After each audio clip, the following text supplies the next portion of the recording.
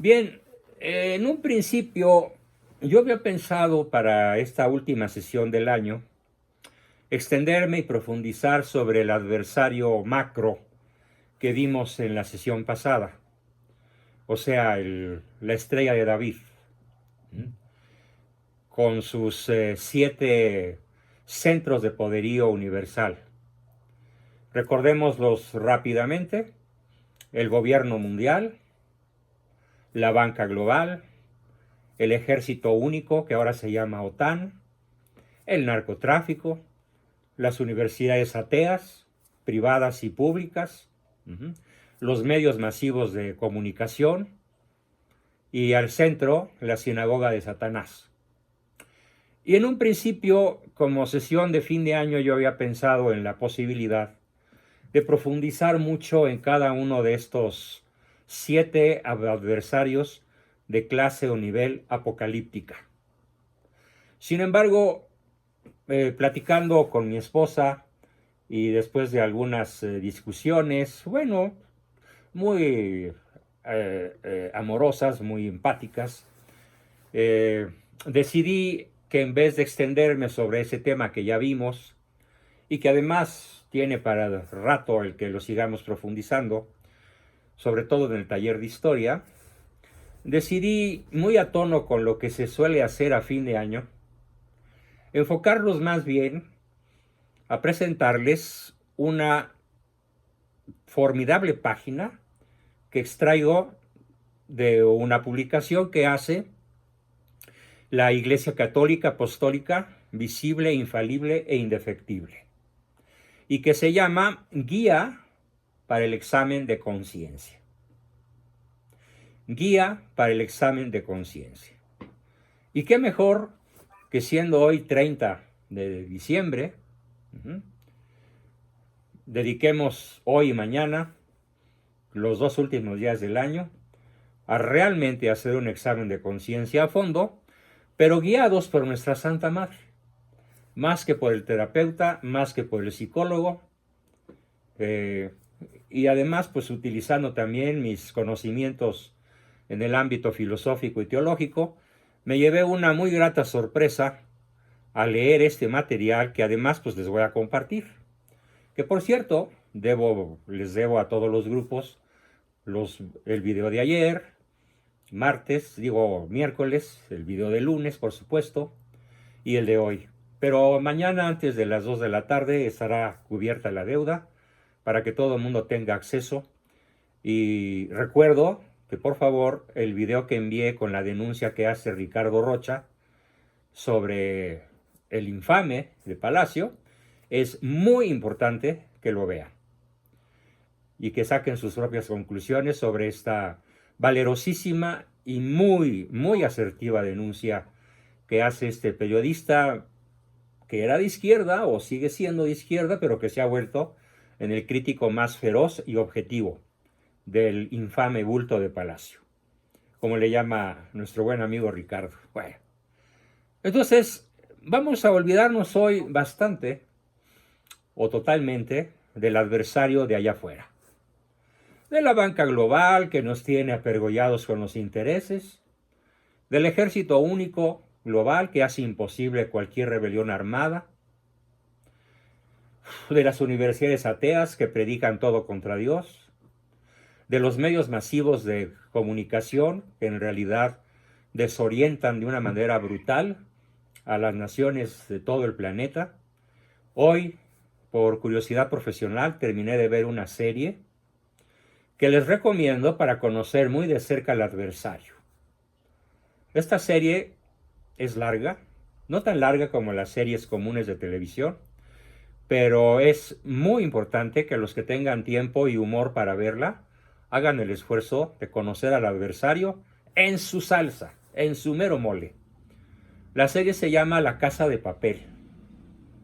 Así, La Casa de Papel. Y narra la historia de un grupo de delincuentes que asaltan la Casa de Moneda de España para robarse 90 toneladas de oro. No les cuento el desenlace, por supuesto, para no quitarles el chiste de verla. Está muy bien hecha, pero lo que sí les puedo decir comentando acerca de los medios de comunicación, es que es la apología del crimen, la apología del hedonismo, la apología de la homosexualidad, la apología de cuanta conducta humana perversa pueda darse. Pero revestido todo de una elegancia tan atractiva, tan fascinante, que se requiere ser un adulto muy bien formado, con un criterio muy sólido, para no caer en la trampa tremendamente seductora de este canto de las sirenas que nos hacen ver el bien como mal y el mal como bien. No les platico la trama, nada más les puedo decir que es tremendamente cautivante. Al más escéptico lo cautiva la magistral forma como está llevada la narración, visualmente, auditivamente, musicalmente, coloquialmente. Todo está muy bien hecho en defensa de la maldad. Pero no es una defensa cínica, no es una defensa, ramplona. No. Lo que estoy diciendo al contemplar el mass media como uno de nuestros principales adversarios que está en la recámara de nuestra casa, o en la alcoba principal, o en la sala de estar, quiero que por favor los que tengan hígado para verla y tiempo para analizarla lo hagan, porque sí, verdaderamente, como nunca me quedó claro, hasta dónde llega el poder de nuestros adversarios. Pero, qué curioso, en vez de hablar hoy de ellos, vamos a voltear la mirada hacia nosotros mismos.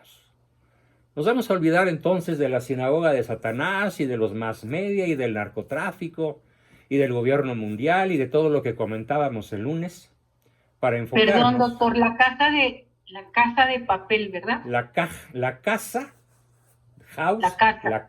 de papel. Sí. Sí. Gracias, doctor. Está en Netflix. Es estreno en Netflix y acaba de terminar de estrenarse la última temporada. Está ya completa. Las 5 temporadas de 10 capítulos cada una. Bien. Pero vale la pena para conocer al adversario, cómo opera, sobre todo en la mente de los que no estemos alerta y bien preparados. Sin embargo, hoy la mirada no la vamos a dirigir hacia allá afuera, hacia allá arriba, o a un lado o abajo. La vamos a dirigir hacia el propio interior. Para lo cual quisiera comenzar. Sí, se nota que soy un cinéfilo empedernido, ciertamente. El cine me ha aportado muchos de mis conocimientos de psicología, porque no en balde es el séptimo arte, aunque a veces hay que escribirlo con H, arte de hartarse, pero cuando lo es verdadero arte. Y recurro a una serie cinematográfica formidable, de mis favoritas, que es La Guerra de las Galaxias, que es una saga principalmente de 4 episodios, aunque ya por ahí anda saliendo un sexto, un quinto, un sexto y probablemente haya más. Pero me voy a referir al número 3, al episodio 3. En el episodio 3, que vale la pena ver incluso aislado, aunque no vean los demás, hay una escena formidable que es la que voy a utilizar hoy para exhortarlos a todos a ubicarse en ese papel que asume una figura que se llama el Yoda. Es un hombrecito chaparrito de 1 metro de estatura, gordito, chistoso, con unas orejotas y unos ojotes que parece que te están traspasando o hipnotizando, y que su nombre cinematográfico es el Yoda.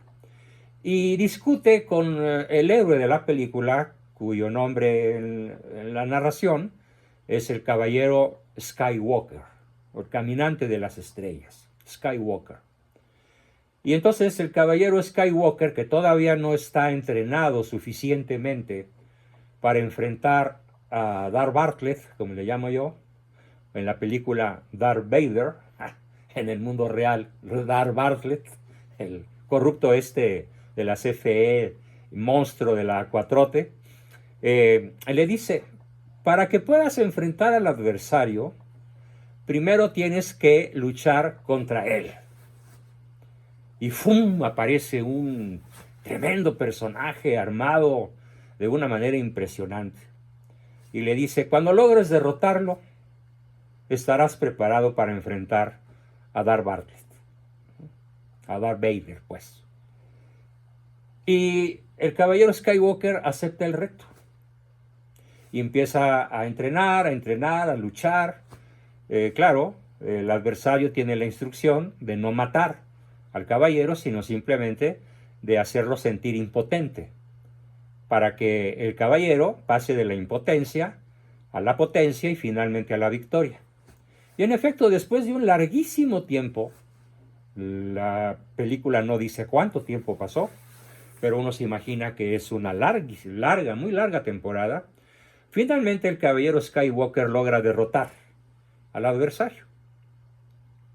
Y entonces el Yoda le dice, el hombrecillo sabio, le dice, ahora sí, ya puedes enfrentar al caballero príncipe del lado oscuro de la fuerza, que traducido en este lenguaje cinematográfico al mundo teológico, pues es nada menos que Lucifer, el demonio, ¿sí? Aun cuando en la película aparece como el hijo de Lucifer. Pero bueno, es un error teológico porque ya sabemos que Lucifer no tiene hijos, ¿no? Ni los puede tener porque no puede engendrar vida. Sin embargo, concedamos la narración así. Y entonces el caballero Skywalker se acerca al adversario derrotado por él y el hombrecillo Yoda le dice, quítale la capucha. Se la quita. Ahora quítale la máscara. Tiene dos máscaras, quítale la primera máscara. Le quita la primera máscara y aparece el rostro del adversario cubierto con una tela, en donde nada más se le ve la boca, la punta de la nariz y los ojos. Y ahora sí, quítale el antifaz completamente para que veas a quién has derrotado. Y al quitar la última capa, ¿a quién creen que descubre? El caballero Skywalker, a él mismo. ¿A quién ha vencido? A sí mismo. Ha vencido sus miedos, ha vencido su sensación de impotencia, ha vencido su soberbia, ay, a mí me hacen los mandados, ha vencido su inseguridad, ha incrementado su autoestima, ha hecho a un lado todos los obstáculos que le impedían alcanzar la victoria sobre sí mismo. Con este enfoque quiero plantear entonces que la mejor obra que podemos hacer, el mejor acto, la mejor acción, con nuestra mejor potencia, que es la definición de amor. El mejor acto, con mi mejor potencia, para obtener el mejor bien para mi mejor persona, es un buen examen de conciencia, que nos permita analizar cómo nos hemos comportado durante todo el 2021 y formular un excelente, un magnífico plan para el 2022. Y déjenme decirles que en esta sesión yo no soy el Yoda, yo no soy el viejito sabio, yo soy también alguien que está peleando, al igual que ustedes, en el mismo bando, del mismo lado, para ser merecedor de poder cantar victoria antes de morir, por supuesto. Porque si no lo hago antes de morir, pues entonces la derrota será sempiterna, será para siempre. ¿Qué es lo que nos dice la Santa Madre Iglesia Católica Apostólica, visible, infalible e indefectible? Pues nos dice que hay que hacer un examen de conciencia en 4 enormes capítulos. 4 larguísimos capítulos que desglosa de una manera muy detallada y que yo no lo voy a hacer de una manera tan detallada porque sería materia de varias sesiones, pero sí hasta donde un tiempo razonable, 45, 50 minutos, para después dar cabida a sus interrogantes y aportaciones como siempre me lo permitan. ¿Cuáles son los 4 grandes rubros? Las 4 grandes áreas que conviene tener a la mano para hacer un verdadero examen de conciencia y poder estar preparados para derrotarnos a nosotros mismos. Porque el principal adversario no está simbolizado en la estrella de David. El principal adversario no es ninguno de los que hemos denunciado en las últimas sesiones. Claro, siguen siendo nuestros adversarios. Pero el principal adversario soy yo, porque está en mí la debilidad. No es tanto que ellos nos puedan vencer por su fuerza. Nos pueden vencer por nuestra debilidad. Y precisamente buscando fortalecer nuestra debilidad, eliminarla, disminuirla hasta convertirla en fortalezas, la Iglesia nos propone estas 4 grandes áreas. Un análisis detallado, para empezar, de los 10 mandamientos. ¿Sí? De los 10 mandamientos de la ley de Dios, que recorreremos a vuelo de pájaro en unos minutos más, porque por ahorita nada más estoy mencionando las 4 grandes áreas. Primero que nada, el análisis detallado de cada uno de los 10 mandamientos. Segundo, el análisis detallado de los 7 pecados capitales, que también veremos con cierto detalle dentro del lapso ya anunciado, con todo y las limitaciones. Vale la pena revisarlos, aunque sea a vuelo de pájaro. Es la segunda grande área, los 7 pecados capitales. La tercera, los defectos de carácter. Aquí sí entra de lleno el psicólogo.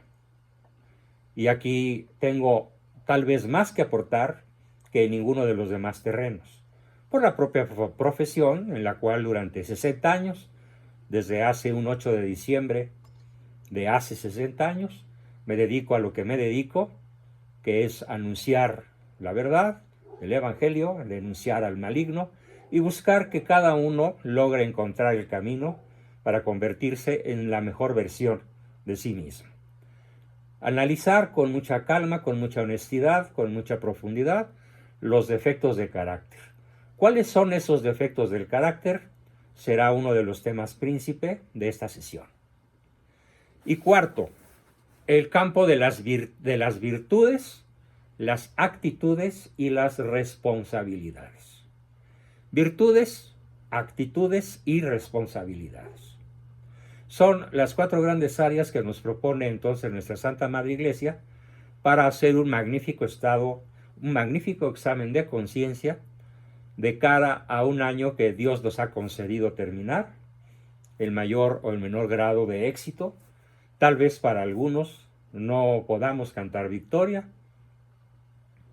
Yo no puedo cantar victoria en términos de salud, pero sí puedo cantar victoria en otros términos, y sobre todo en que a pesar de mi mala salud, sigo vivo y con cierta capacidad de todas maneras para poder trabajar con ustedes y con otras muchas personas.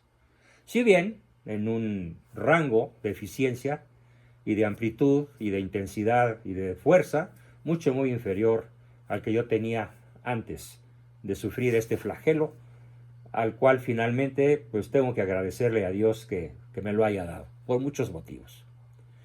Así que entonces nos dice la Iglesia, haz la consideración honesta y cabal de los 4 puntos arriba mencionados, relacionándonos con nuestro pasado y nuestro presente. Primero. Segundo, no omitas nada por el hecho de que nos cause vergüenza o miedo. ¿Sí? Hay un consejo muy importante que nos da este artículo. ¿Dónde está probablemente tu falla más honda, tu falla más profunda, tu pecado más grave? En aquello que más vergüenza te cause reconocer, aunque sea nada más ante ti mismo. Tremenda victoria es esa, enfrentarte a tu propio miedo de verte al espejo y de reconocerte como lo que realmente eres, como lo que realmente soy, como un pecador. La manera más fácil de empezar es preguntándonos, ¿qué es lo más grave que he hecho durante este año? Y determinar en particular mis actitudes, mis deseos y los móviles que nos causaron malestar de conciencia. Hay que hacerse, esto es un consejo contundente que lo estoy leyendo tal cual, lo transmito tal como está escrito, me hago cargo de que así está, yo mismo lo empecé a hacer ya, y la recomendación es que este inventario de estos 4 ámbitos se haga por escrito, porque solamente así nos podemos enfrentar a él. Claro, una vez hecho lo podemos quemar o destruir para que no caiga en poder de personas que nos pudieran restregárnoslo en la nariz o chantajearnos o burlarse de nosotros. Hacer una relación de lo que corresponde al debe. Yo debo, yo debí, yo tuve que haber hecho esto, pero no está en mi avencia, no está en mi tenencia. Debí haberlo hecho, convino que lo hiciera, pero no lo hice y no lo tengo realizado. Y reedificarnos basándonos en ese haber, que puede ser un haber muy limitado en estos momentos. Aunque sea muy pequeño el haber positivo, los números negros, no los números rojos, que probablemente vayan a ser mucho más fuertes que los números negros. Basándonos allí, reedifiquemos nuestro yo, reedifiquemos nuestra conciencia, nuestro deber ser, nuestro amor al prójimo, nuestro amor a Cristo, basándonos en nuestro haber, que puede ser cortísimo. Realmente con qué contamos y realmente qué nos falta por hacer para haberlo, para que pase a ser parte de nuestra avencia, de nuestra tenencia. Hay que ser muy honesto en la distinción entre el bien y el mal.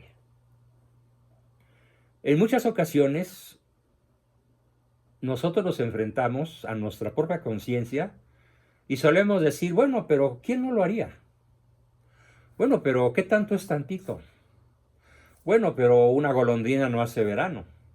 Lo hice solo una vez. No importa. No, sí importa.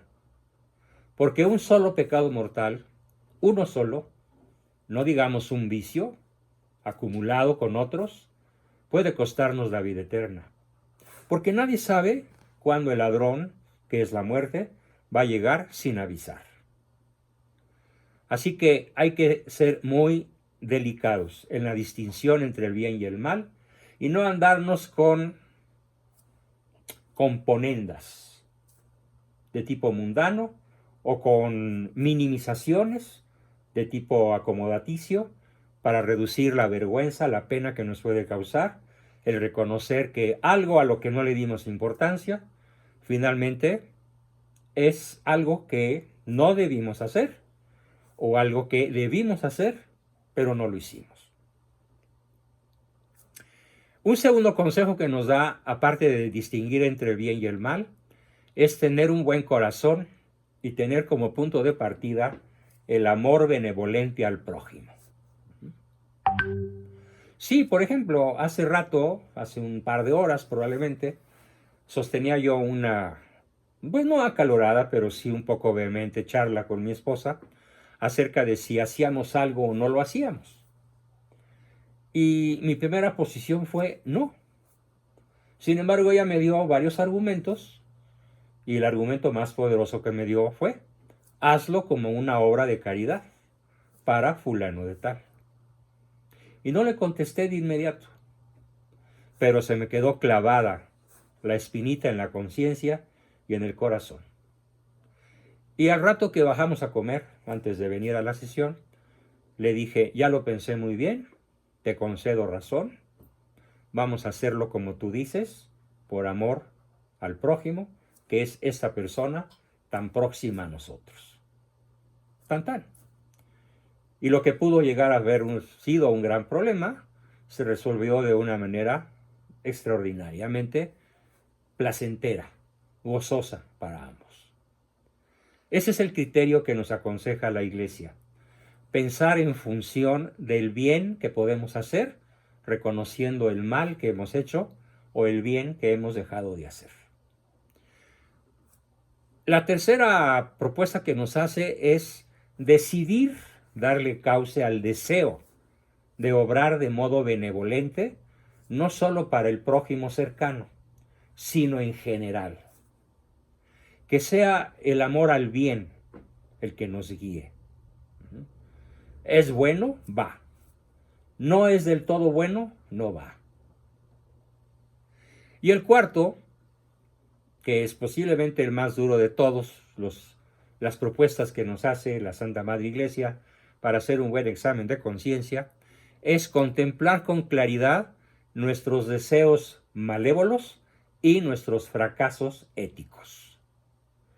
¿En dónde hemos concedido algún deseo desordenado, demasiado vehemente, demasiado ambicioso, demasiado cobarde, demasiado pusilánime, demasiado corto, demasiado díscolo y poco generoso? ¿O hasta dónde realmente tendríamos que reconocer que hemos fracasado en los propósitos que hicimos a fines del año pasado o a principios de este? Eso que comenzamos con singular alegría, con mucho empeño en los primeros días de enero, ¿realmente lo logramos? Yo creo que la mayor parte de las cosas no las hemos logrado. Los propósitos de Año Nuevo, como lo decía yo hace un rato antes de empezar la sesión, Año Nuevo, vida nueva y costumbres las mismas, pues no. Para que realmente sea un año nuevo, tenemos que cambiar las costumbres. Porque si no, estaremos cumpliendo a cabalidad la definición de locura, que según don Albert Einstein es hacer siempre las mismas cosas con el propósito de obtener resultados diferentes. Así que no podemos continuar con las mismas costumbres.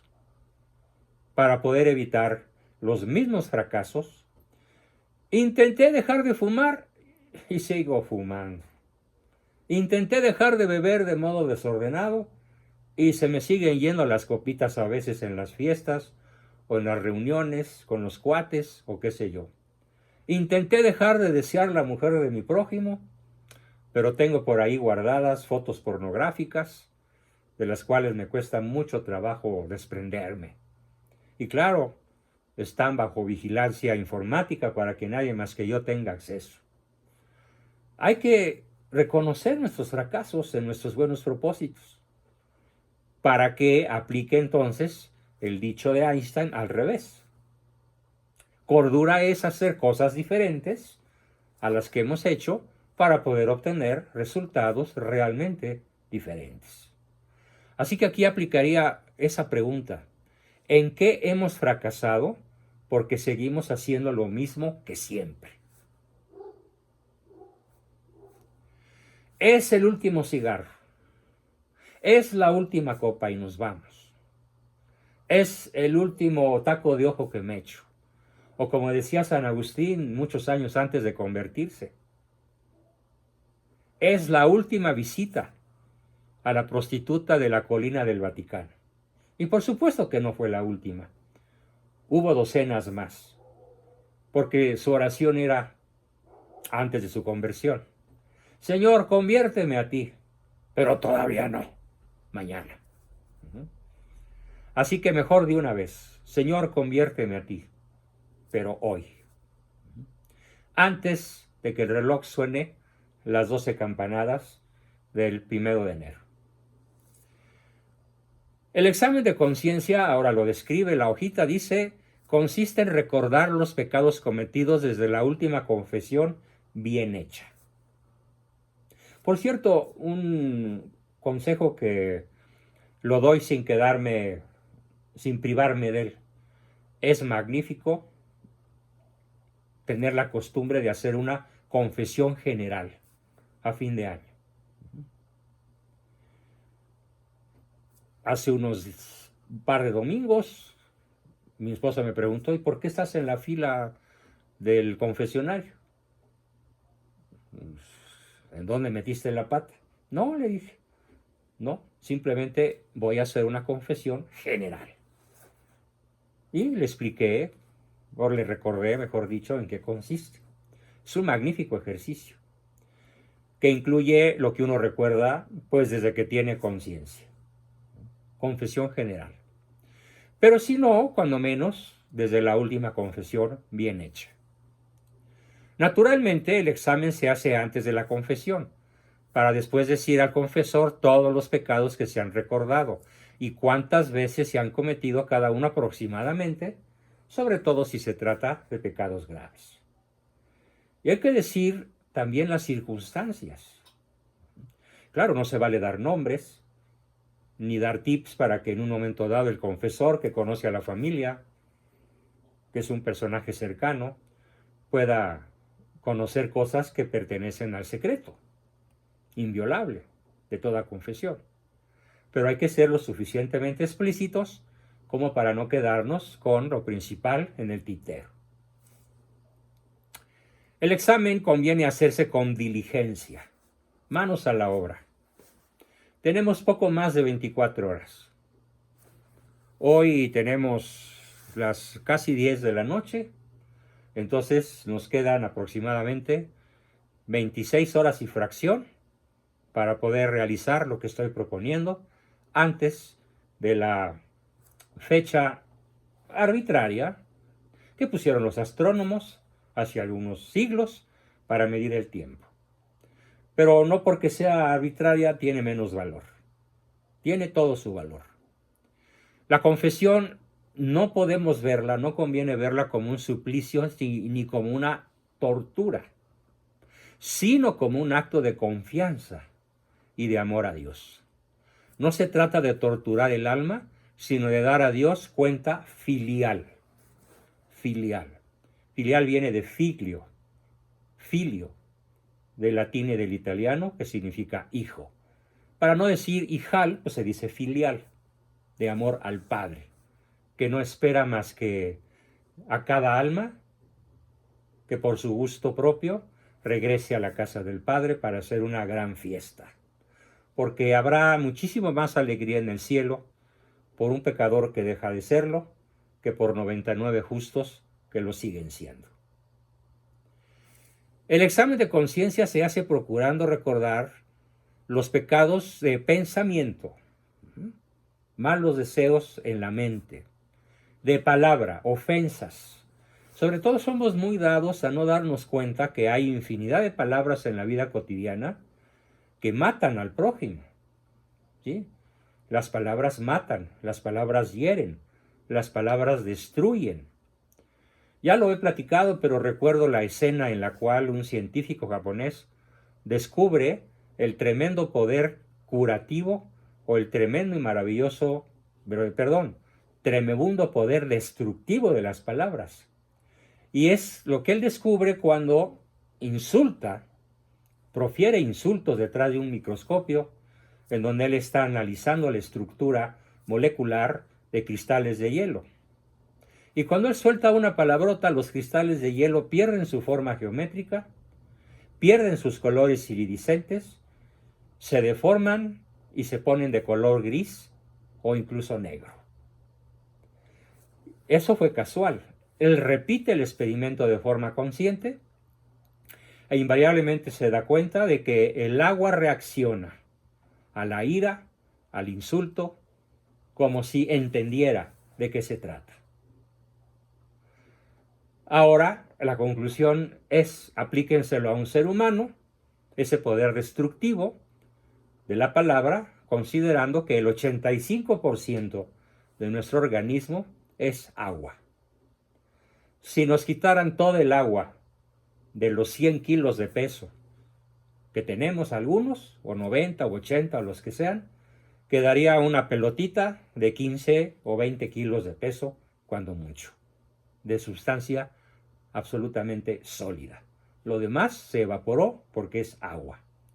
Así que analicemos si nuestras palabras, nuestras quejas, nuestras acusaciones, nuestras ofensas, nuestras palabrotas han tenido un poder destructivo, por leve que éste parezca.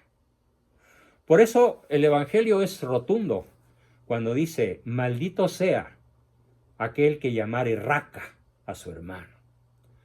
Raca pues sería la traducción, imagínensela al castellano, sobre todo al alvaradeño, ¿no? Para que la Biblia haga una condenación tan contundente del que llamare raca a su hermano. Y también hay que analizar los mandamientos de la Iglesia. Por ejemplo, ese mandamiento tan descuidado por la inmensa mayoría de los sedicentes católicos. Y aquí puede ser que pise varias ampollas, puede ser que pise varios pies, lo siento mucho. Esa conciencia cómoda del católico, sedicente católico, católico dice él que es católico, que exclama: yo voy a misa cuando me nace.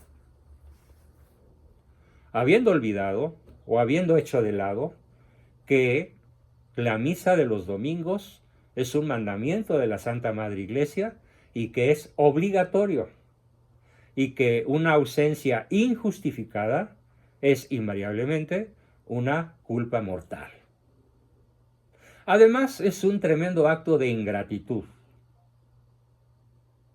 Es como no ir a dar las gracias a aquel que nos libró, no de la cárcel, sino de una muerte segura y además eterna. Por esa razón yo nunca he dicho que es obligación ir a misa, aunque lo sea, que sí lo es. Sin dejar de decirlo, sostengo que más que una obligación, es un acto de gratitud. Y que no es posible que nos digamos cristianos, que nos digamos católicos, si cometemos el acto de ingratitud, de no irle a dar las gracias, de no ir a adorar a quien dio su vida por nuestra vida, para evitar nuestra muerte eterna. Lo dije ya en algún grupo y lo repito porque es un concepto formidable que vale la pena reiterar para que todo el mundo se lo aprenda, aplicando la famosa ley de la repetición. ¿Qué significa murió por nosotros Cristo? 3 cosas. Primero, por nosotros quiere decir en nuestro lugar. Segundo, quiere decir por nuestra causa o nuestra culpa. Y en tercer lugar quiere decir para salvarnos de la muerte eterna. Ese es el significado de Cristo murió por nosotros. De ahí la tremenda responsabilidad de ir a agradecerle ese por en mi lugar, por mi culpa y para salvarme, que implica la presencia física en el momento de la transubstanciación y desde luego en la toma de la Sagrada Comunión. Estando en gracia, por supuesto. Sin ese error tremendo que muchísimos pseudocatólicos cometen, es decir, bueno, pues sí, es pecado, pero pues Dios es misericordia y no se va a fijar. Y con conciencia de pecado van y comulgan. No deja de ser un sacrilegio. Así que recordémonos pues sin prisa lo que hemos hecho contra los mandamientos de la ley de Dios, contra los mandamientos de la Iglesia, pero con las 3 condicionantes que convierten nuestras acciones en pecado mortal. ¿Cuáles son esas 3 condiciones que vale la pena repetir? Primero, pleno consentimiento de las consecuencias de mi mala acción. Segundo, plena advertencia de lo que voy a hacer, plena conciencia. Consentimiento no es lo mismo que advertencia. Yo advierto la maldad de mi acción y de todas maneras consiento en hacerla. Y 3, materia grave.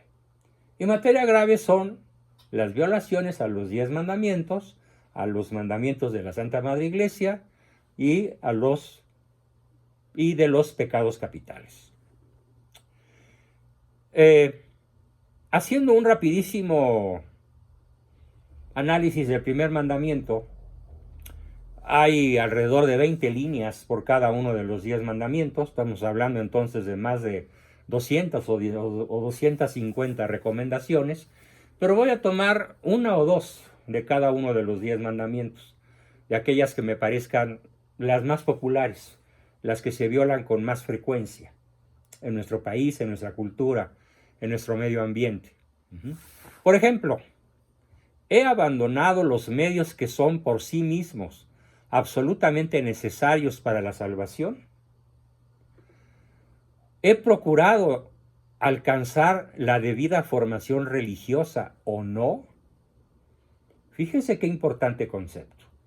El primer mandamiento, amarás al Señor tu Dios por encima de todas las cosas y a tu prójimo como a ti mismo. ¿De qué manera se puede violar? Por no procurar, por no alcanzar la debida formación religiosa.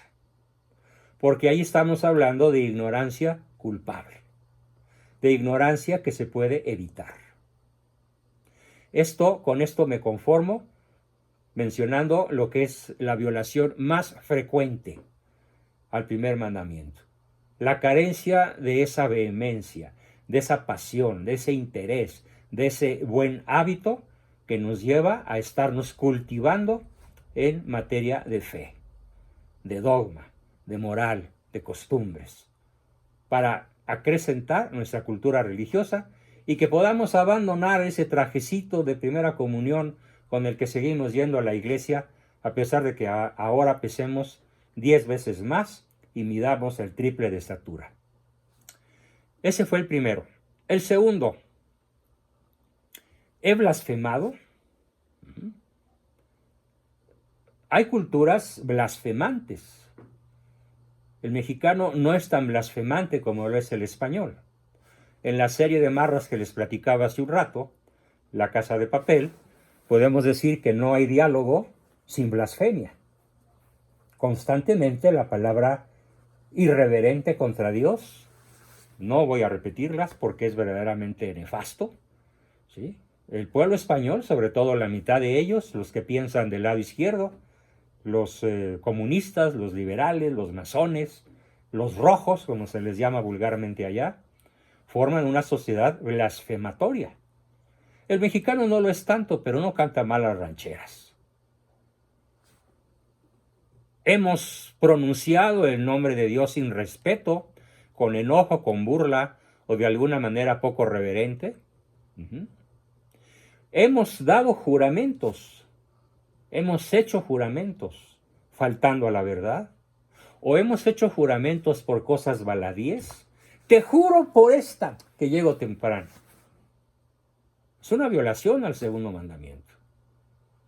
Te juro por Dios que te estoy diciendo la verdad y sé que estoy mintiendo. Con eso me conformo para el segundo mandamiento. El tercero, que comprenden del 1 al 4 mandamientos de la Iglesia. Creo todo lo que enseña la Santa Madre Iglesia Católica. O sea, todo lo que está en el credo, ¿lo creo realmente? ¿O tengo mis asegúnes? Y sobre todo mis dudas por ignorancia culpable, por no haber profundizado, por no haber practicado el entrenamiento, la formación en el campo de mi fe. ¿Discuto esos mandatos olvidando que son los mandatos de Cristo?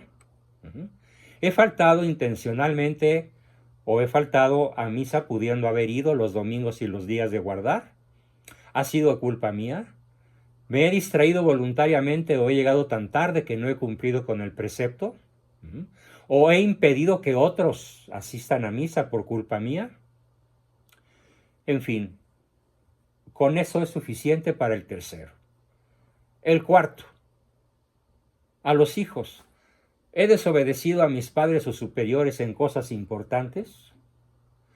¿Tengo un desordenado afán de independencia o de individualismo que me lleva a recibir malas indicaciones de mis padres simplemente porque me lo mandan? ¿Me doy cuenta de que esta reacción está ocasionada por la soberbia? ¿Les he entristecido a las personas que de alguna manera tienen autoridad sobre mí con mi actitud rebelde, contestataria, retobona, descalificatoria, contestona, mal hablada?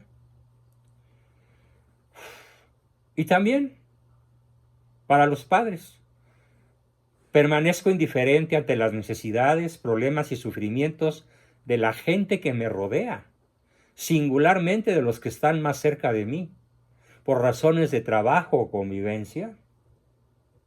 Esto nos debería mover muchísimo a la acción benevolente. de la que como somos muy dados a negar con mucha facilidad, y me incluyo, en forma autocrítica. Soy causa de tristeza para mis compañeros de trabajo por negligencia, descortesía o mal carácter. ¿He impedido que mis hijos sigan la vocación con que Dios les llama a su servicio? ¿Me he opuesto a su explicación o deseo de abrazar la vida religiosa burlándome de eso? Pero sobre todo, he tolerado escándalos y peligros morales o físicos entre las personas que viven en mi casa. Quinto mandamiento. Con uno es suficiente. Cultivo enemistad, odio o rencor hacia alguien. Con eso es suficiente para violar severamente el quinto mandamiento. Además de lo que ya explicaba yo hace rato, cuando llenamos la boca de palabras malsonantes, que como lo decía aquel famoso doctor japonés, cuyo nombre probablemente Ricardo me ayude a investigar, seamos incluso capaces de causarle la muerte. Porque además el ser mal hablado es un mal hábito, y si este mal hábito es frecuente hacia las personas que nos rodean, lo estamos matando lentamente, y no precisamente con una canción. Algo que está muy de moda. He practicado o colaborado intencionalmente o indirectamente en la realización de algún aborto, o he abortado o inducido a abortar, sabiendo que constituye un pecado gravísimo que, ojo, lleva a la excomunión. Y agárrense, porque aquí sí puede arder Troya. Tengo simpatías políticas por algún candidato de izquierda. Palabra de Benedicto XVI. Si es así, si tienes simpatía, o eres seguidor, o votas por un candidato o un gobernante de izquierda, ipso facto quedas excomulgado. Y lo digo despacito y fuerte para que todo México se entere. No es algo que yo esté sacándome de mi chistera, porque además no soy mago. Estoy simplemente repitiendo las formidables y fulminantes, pero sapientísimas palabras de Benedicto XVI en su calidad de papa. Y que de alguna manera lo sigue siendo, porque es papa emérito.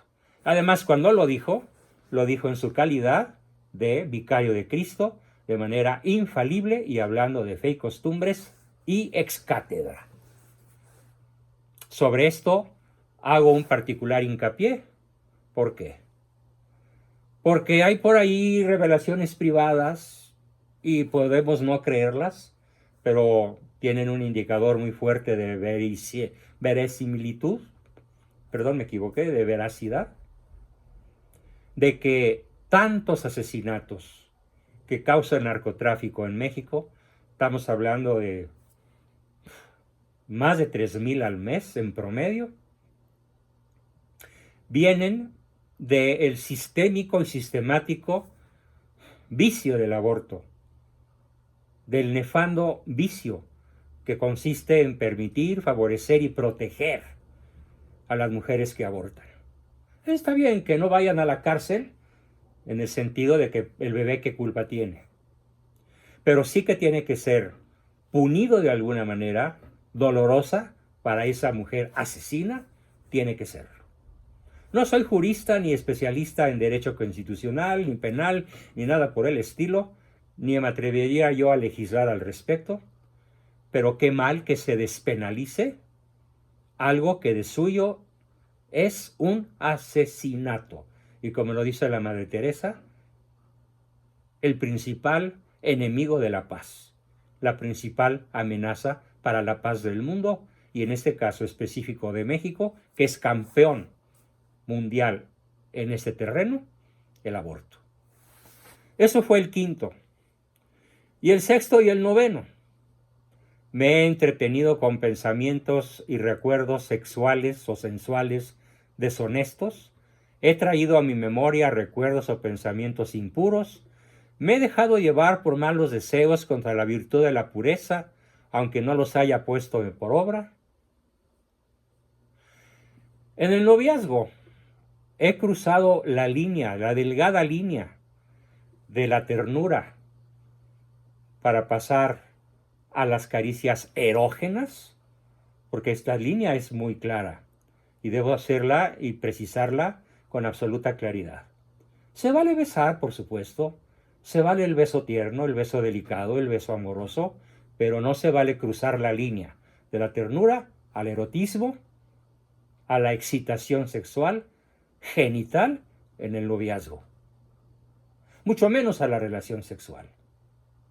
Ojos solteros, es el pecado de moda, la fornicación.